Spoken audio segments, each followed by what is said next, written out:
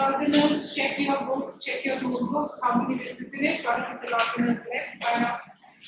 We started with last day. Okay. So we finished with all the animal organelles. Check. Did we finish with endoplasmic reticulum? Yes. Nucleus. Cell membrane, cell wall. Mitochondria. Mitochondria, Golgi, lysosomes. You tell me what is the sequence of organelles we have finished. You tell me from your note. What are the sequence? What are the organelles we have finished? You tell me. Nucleus, endoplasmic reticulum, Golgi complex, lysosomes, plastids, and plasma membrane. Mitochondria we haven't done. Mitochondria we haven't done. Endoplasmic reticulum done. Yes. Golgi, lysosomes done. Yes. Nucleus done. Yes. So mitochondria for the animal cells left and plant cells not done.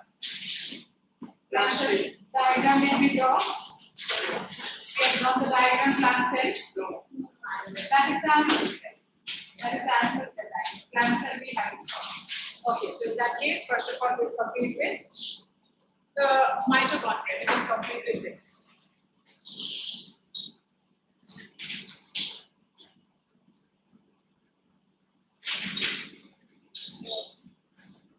So the first organelle that we study would be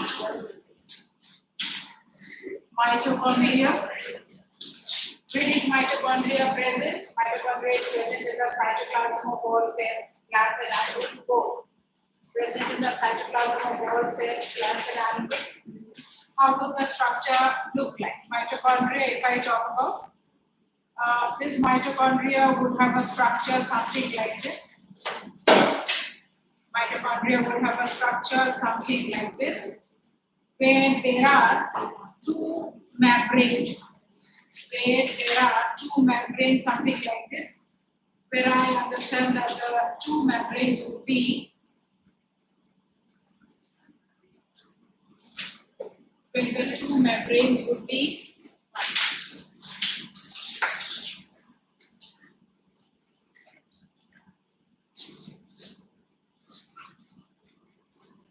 the inner membrane would always be folded like this with a large number of projections.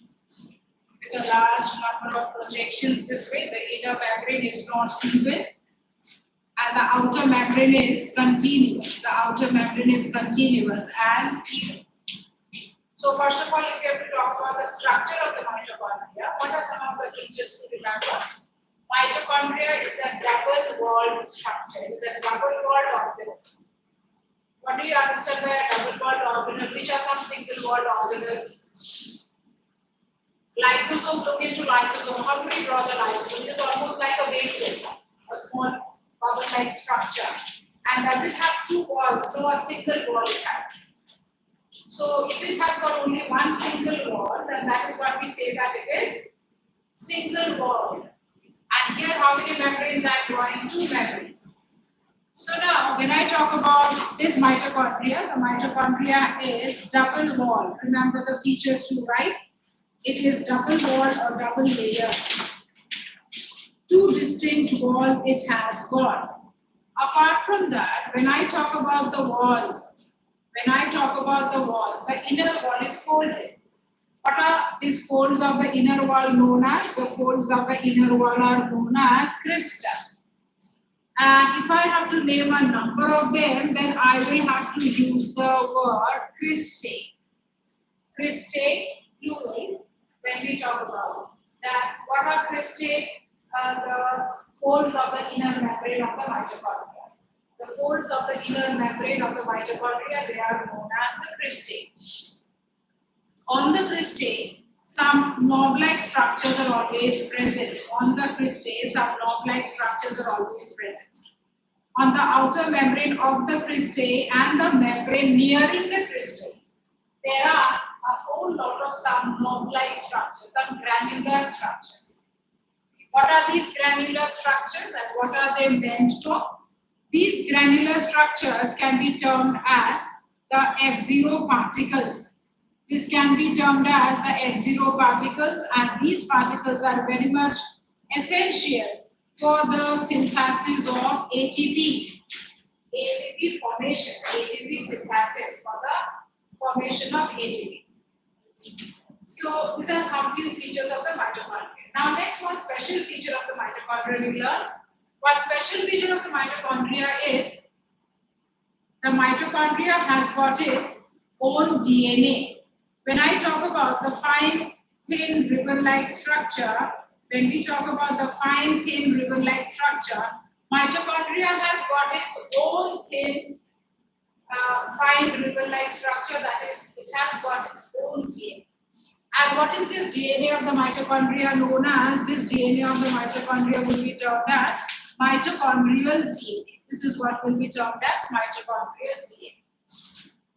So when I'm talking about the mitochondria is a specialized cell organelle, which is also known as what? The mitochondria is also known as the powerhouse of cell. It is also known as the powerhouse of the cell. Why is it known as the powerhouse of the cell? Because it is involved in the production of the ATP molecules. ATP molecules means the energy molecule of the cell. What is ATP? The energy molecule of the cell. That is called ATP. So that's why it is known as powerhouse of cells. If you have to understand what would be some functions of the mitochondria, some prominent functions of the mitochondria to remember. Some prominent functions of the mitochondria to remember. Mitochondria helps in or is involved in the production or synthesis. It is involved in the production of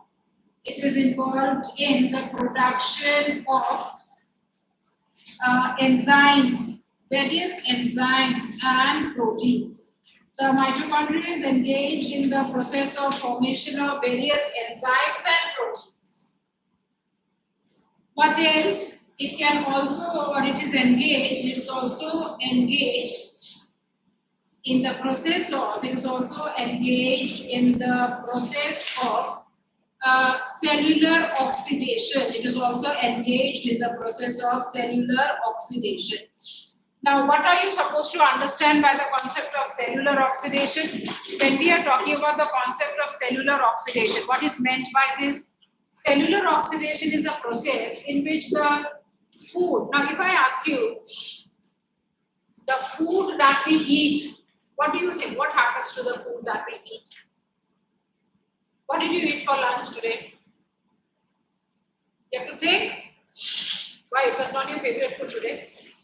That's why she's thinking. What did I eat? Huh? Pizza for lunch?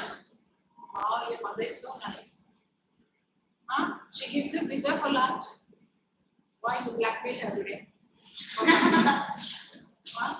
So now say suppose the piece of pizza that he eats, what must be happening in the body? First of all, pizza has got no nutrients. So how do I explain this example? Huh?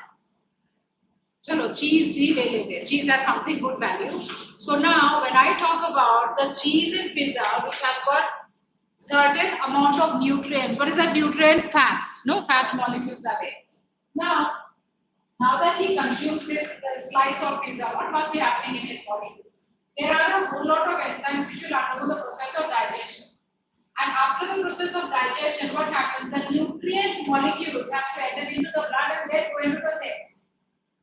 But that piece of pizza would be ultimately absolute waste if the molecules of fats are not entering the cells.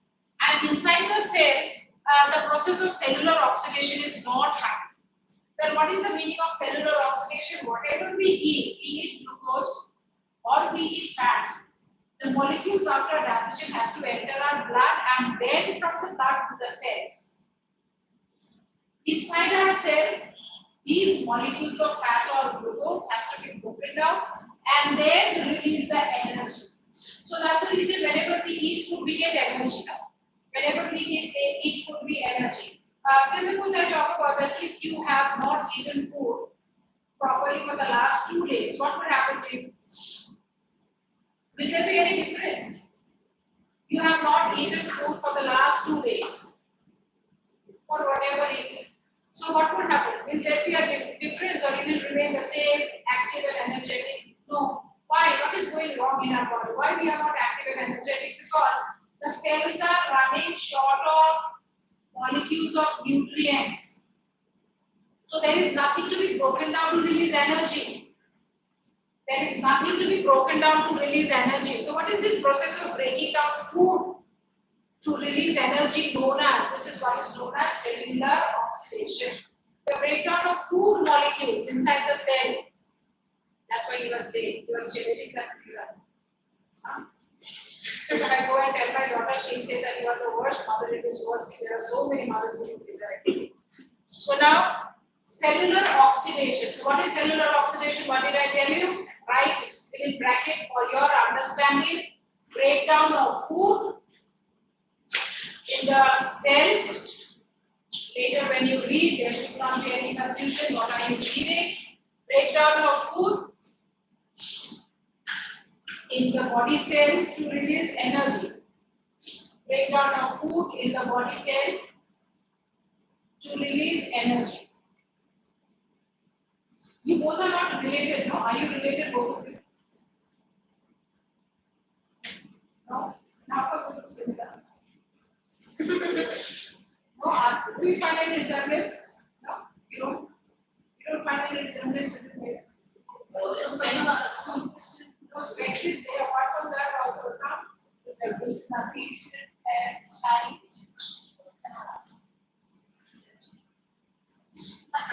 Maybe you are related by her.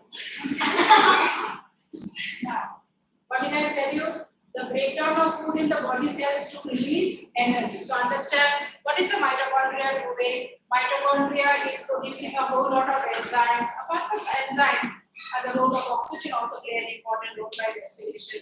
Oxygen has to enter, a whole lot of enzymes required, and then the breakdown of food to release energy. You get questions, why is mitochondria known as powerhouse of cell? What are you supposed to write? Mitochondria is known as the powerhouse of cell because it releases energy molecule in the form of ATP. It releases energy molecules in the form of ATP. Next is about the plant cell. Now you will draw the diagram of the plant cell. Take out your pencils. Draw the diagram of the plant cell first. Then we will try understanding what are some additional organelles that the plant cell has which the animal cell does not.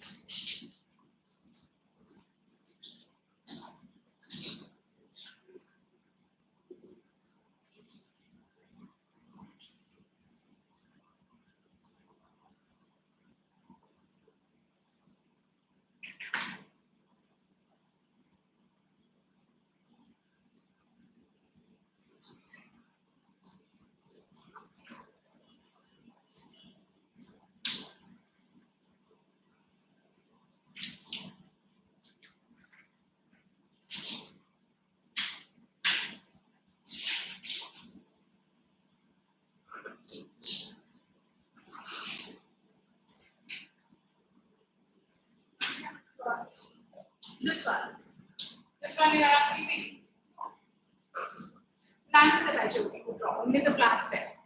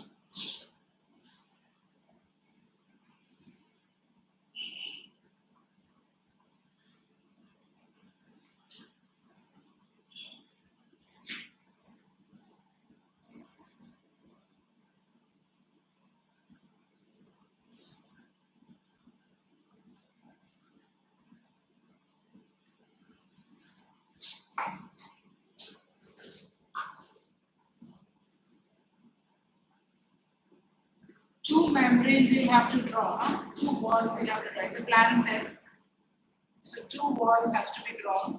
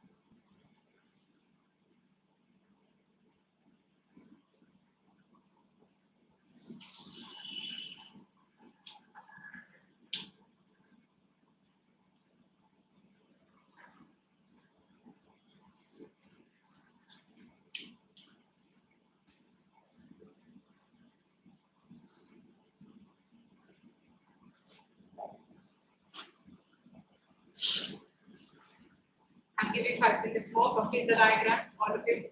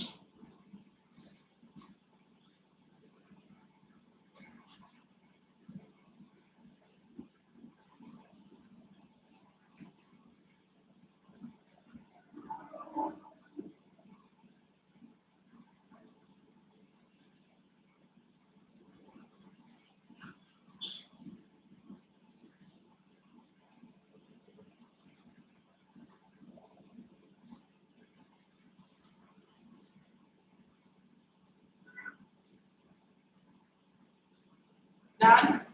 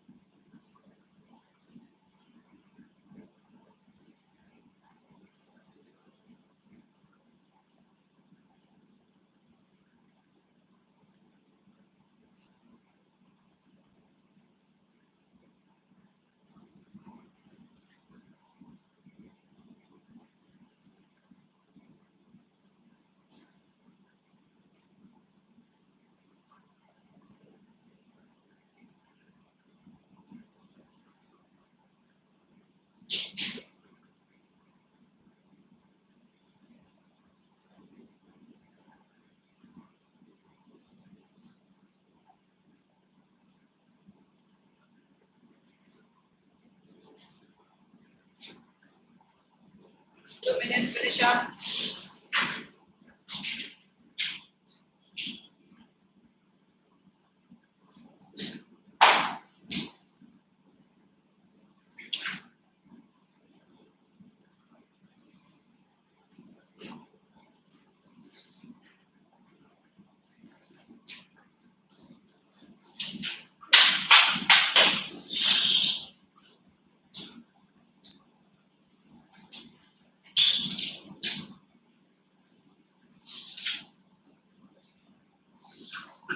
in this plant cell, we are going to learn some few organelles which are there, which were not there in the animal cells. Now, look into the diagram to find out which are some of the organelles that you get to see now, which you did not come across in the animal cells. First one is plastids. We have not drawn plastids in the animal cell. What else? The vacuole. The vacuole also another organelle we haven't drawn in the animal cell. And the cell. What are some properties for each that we are going to study? If I talk about the cell wall, you are always supposed to remember that the cell wall is made up of tough sugar known as the cellulose, and one major property is that it is freely permeable. So cell wall is always the outermost layer of the plant cells. It is a very tough layer. The cell wall is always the outermost layer of the plant cells, a very, very tough layer actually. And this tough layer protects the cell, gives shape to the cell. Then why are we saying that it is freely permeable? It is freely permeable because it can allow the movement of all types of substances in and out. The cell wall allows any type of substances move in or move out. Hence, it is known as freely permeable. We talk about the vacuole.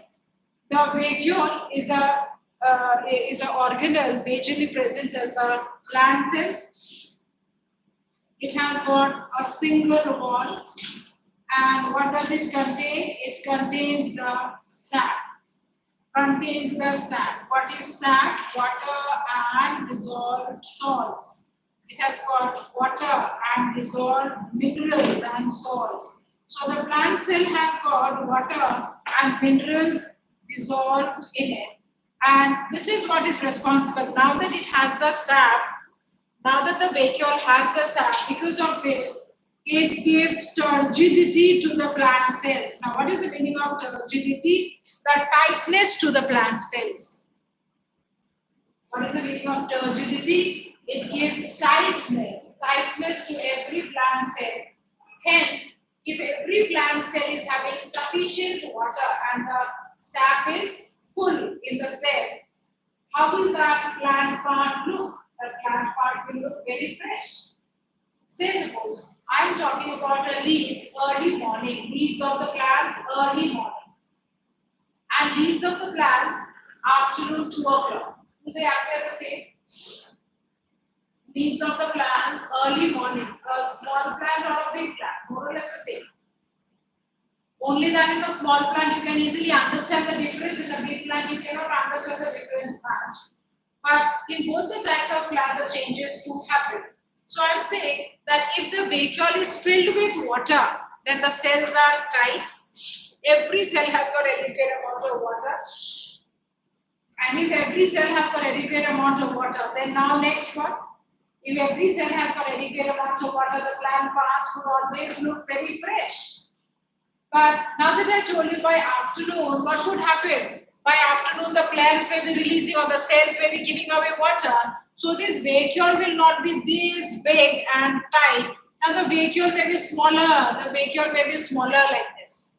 Because the sap, the amount of the sap has decreased. So that will make the plant cells also a little bit shrunken.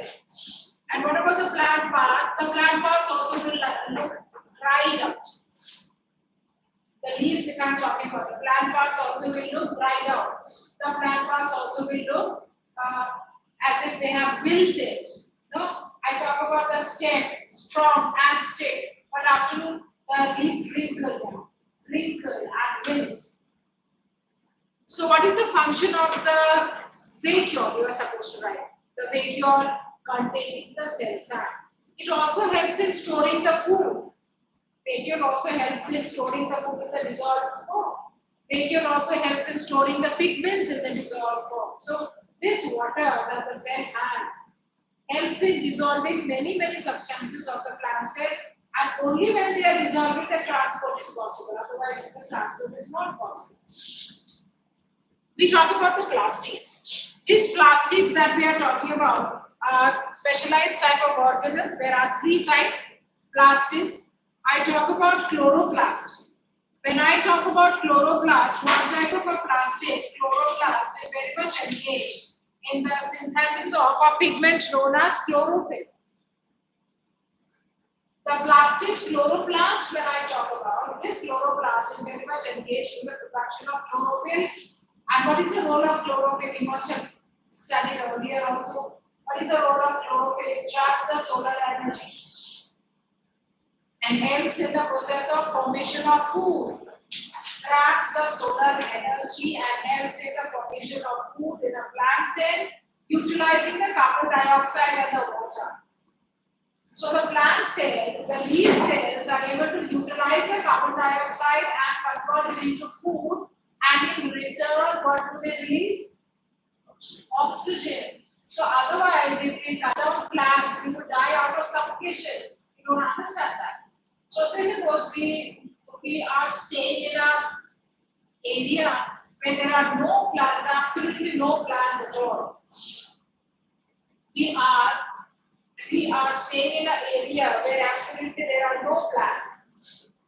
How will we feel? There will be a little bit of a breathlessness that we will suffer from. Little bit of a suffocation that we will suffer from. Why? Because of the deficiency of oxygen. Because of the deficiency of oxygen. So the deficiency of oxygen is responsible for the suffocation and the breathlessness that we are suffering from. If at all we move into an area where there are no plants, absolutely. So what is the role of chloroplast? I told you, chloroplast basically helps in releasing chlorophyll and undergoing photosynthesis. There is another type of a plastic that we have to talk about, and that is known as chromoplast. And this chromoplast is not only synthesizing chlorophyll, but it is synthesizing various other different type of pigments.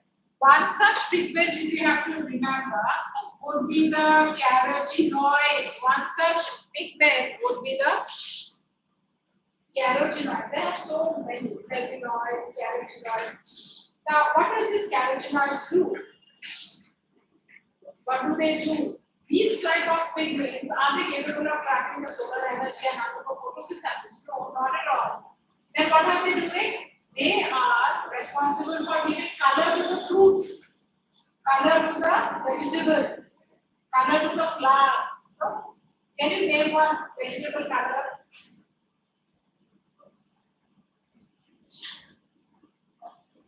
Papaya. Papaya is a fruit. Tomato. Tomato is a fruit.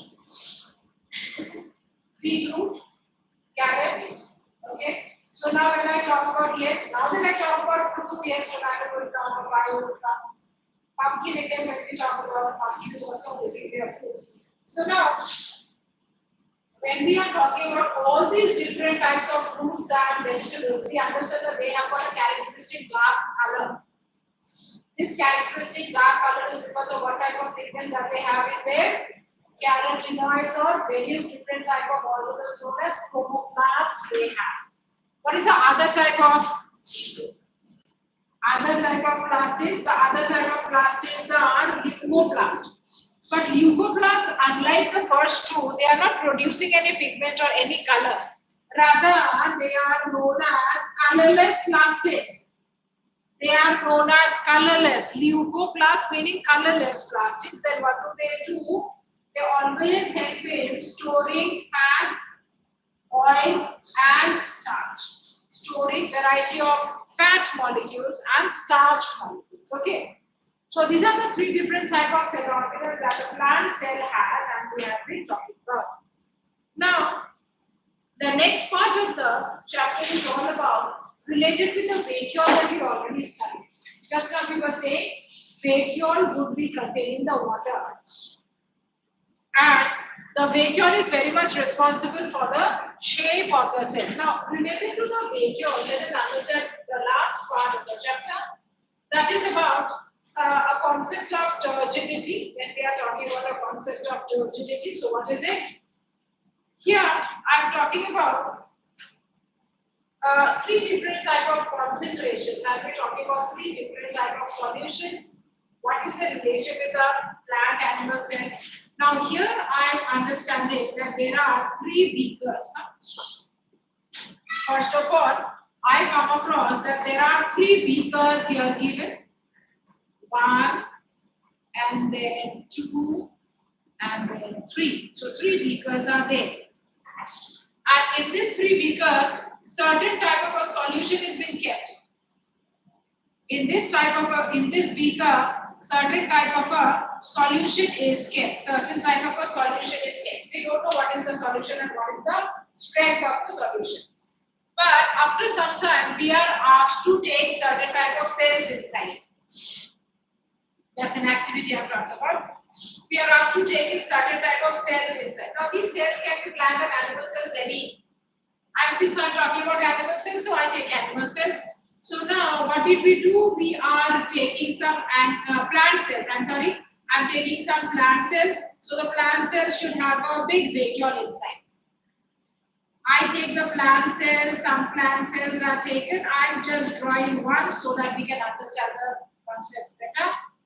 Plant cells we take. What did we take? We take some plant cells, and one particular property of the plant cell would be the plant cell would be having a big vacuole. What is there inside the vacuole? What is there inside the vacuole? What is there inside the vacuole? What is there inside the vacuole? Sand. I wrote there. The vacuole would always contain what? Cell sand. I'm not speaking of cell sand. Water and dissolved salts, minerals, food. Water. Why are we not only saying water? Can we say only water? No, because the water has so many things mixed in it. That's why we cannot say it's clear water. Now, in these 3 beakers, let us try understanding a concept. I named the beakers ABC. Now, after a particular period of time, we had done the setup. After doing the setup, we wait for something around 8 to 10 hours. We are waiting for 8 to 10 hours. After 8 to 10 hours, what? After 8 to 10 hours, we get to see that in the first beaker, the cells remain as it is. In the second beaker, the cells swell up. And in the third beaker, the cells start shrinking. In the first beaker, the cells remain as it is. After a period of time, we observe this. In the first beaker, the cells remain as it is. In the second beaker, the cells are swelling up, and in the third, the cells are shrinking. Now, when will the cells remain as it is? If you try understanding, under what condition will the cells remain as it is? The cells will remain perhaps as it is if the number of water molecules entering and the number of water molecules leaving are the same. If roughly around 4 molecules entering and 3 coming out, 7 entering and 6 coming out, or 7 entering and 8 coming out, roughly the shape of the cell will not show any change. Because the number of molecules are almost the same that is there in the plant cell, in the sand.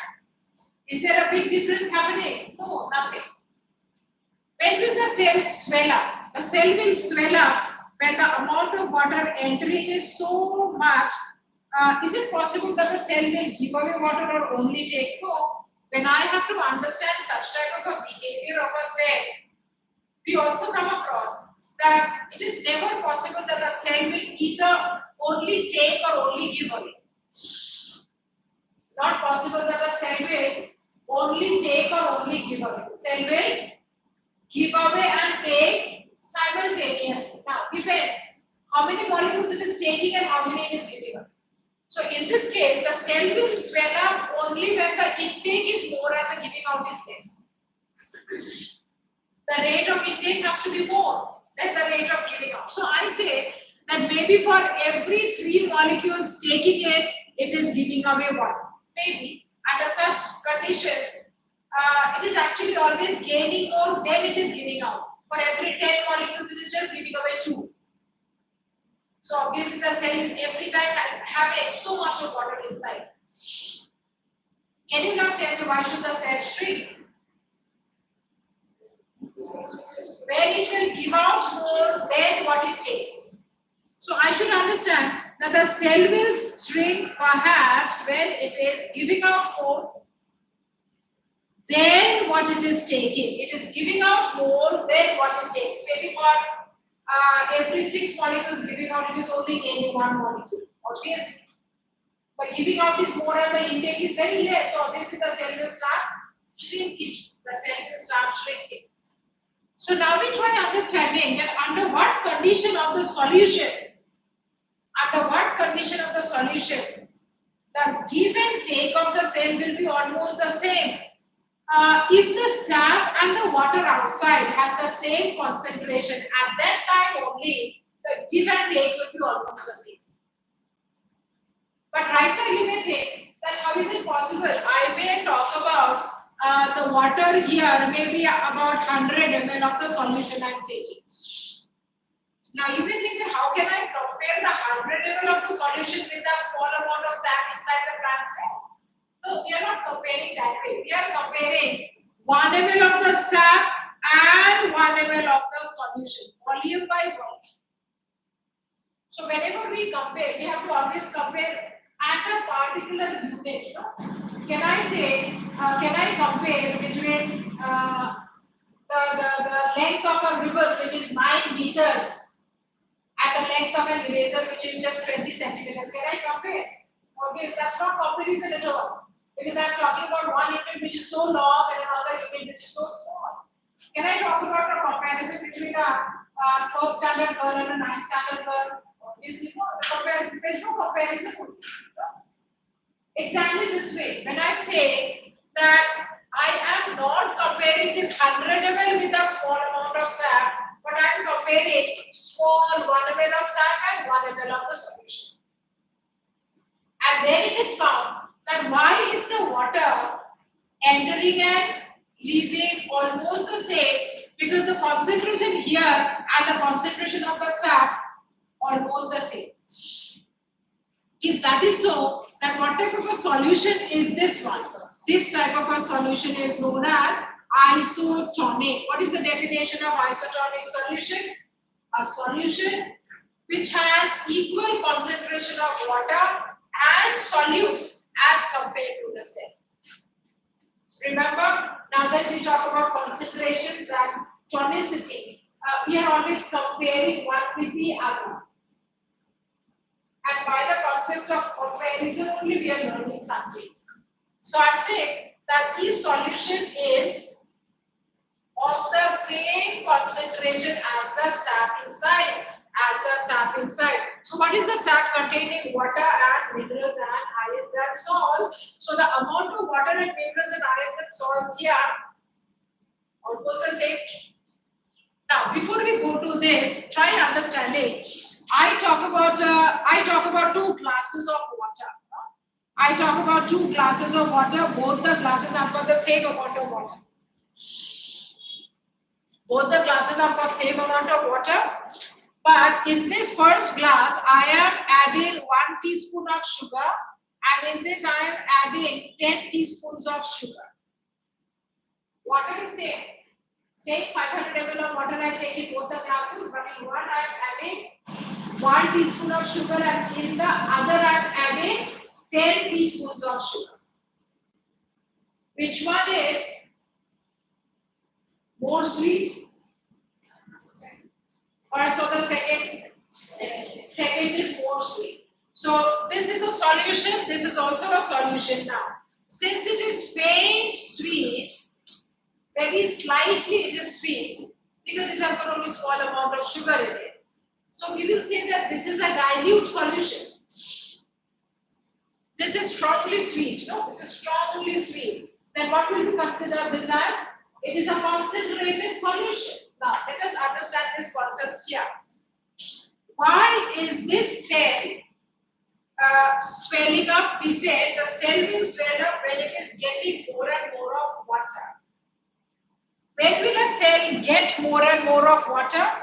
If the water in the environment outside is more, the amount of water in the environment is more, and inside it is less. Yes or no?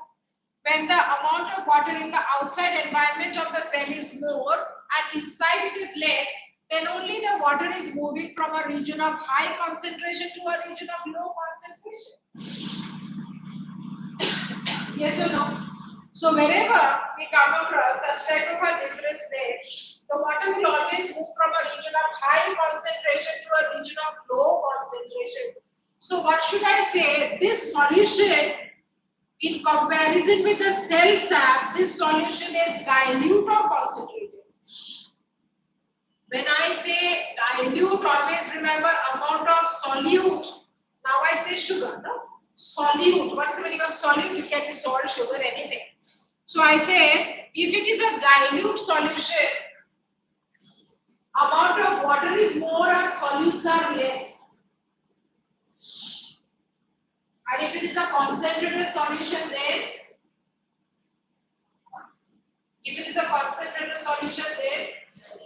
amount of water is less and solutes are more.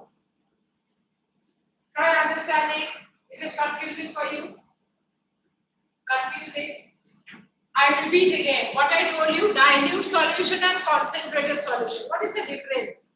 In this dilute solution, water is more, solutes are less. In this concentrated solution, water is less and solutes are more. So now, in this case, when I say the cell is gathering water, under what condition will the cell gather water? When outside the cell, water is more. When the cell has less water inside and more water outside, then only the cell will start gathering water, absorbing water, and then only it will become, then only it will start swelling up. Are you understanding? Then only it will start swelling up. So now this solution is basically considered to be a dilute solution. Also can be termed as hypotonic solution. Hypotonic. What is the meaning of hypotonic? Less concentrated than the cell. When I say less concentrated, what is less? Water is less or solute is less? When I say less concentrated, I'm saying this solution is less concentrated. What is the other word for less concentrated? Dilute. When I say this solution is dilute and this is concentrated, where is water more? Here or here? Outside the cell, water is more. If outside the cell has more water, then water should move from where to where? If outside the cell is dilute, are you following? Outside the cell is dilute. Inside we are saying comparatively it is concentrated. Outside dilute means it has more water or more solutes. No. Outside the cell, I am saying it is a dilute solution. What is the meaning of a dilute solution? More water, less solutes. Dilute it is. When I talk about, say suppose you go to somebody's house and they give you some juice to drink. But by chance, you and your brother sitting down, they mix in your cup or in your glass 1/4 of the juice and 3/4 of the water. And your brother gets 3/4 of the juice and 1/4 of the water, which will taste sweeter, which has more juice. Now, in your cup, in your glass, which has got more water, you are going to term that as dilute or concentrated in comparison with your brother's glass. Dilute. Why? Because water is more or juice is more? Water is more. Now, these juice molecules we are considering as the solute molecules. No? Molecules of other substances away from water. Same here. When I talk about this example, the solution outside the cell, I'm saying it is dilute, it is hypotonic, meaning it has more water than this. And solutes where more? Here more or here more? Solutes is more here or here? Upper side where? I'm not talking about any up, low at all. I'm talking about putting in and out. Solutes are more here or solutes are less here. Now this is my cell. This is what I have drawn. This is my cell and this is the vacuole. And we are saying after a particular period of time the cell swells up. Perhaps the shape of the cell becomes this much and the vacuole is so big now. As compared to earlier, what has happened? The cell has gathered so much water.